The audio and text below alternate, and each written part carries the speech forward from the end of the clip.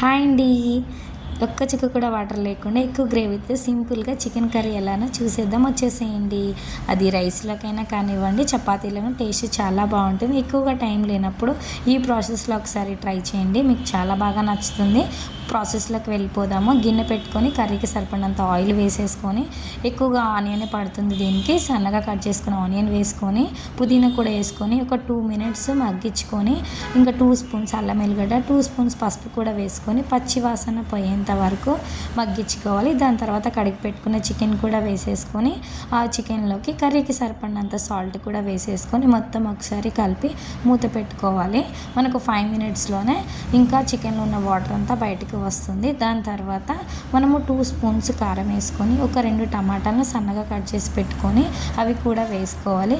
ఒకసారి మొత్తం కలిసేటట్టుగా కలుపుకొని ఒక 5 మినిట్స్ మూత పెట్టుకొని మనం ఓపెన్ చేసి చూస్తే మనకు అందులో నుండి వాటర్ అనేది రిలీజ్ అవుతుంది.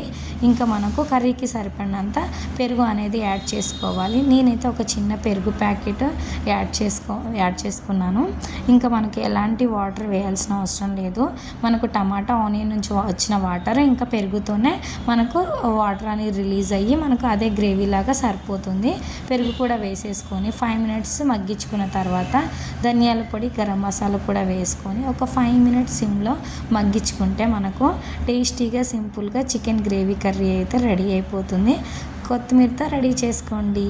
మీకు నచ్చితే లైక్ చేయండి. Thank you so much.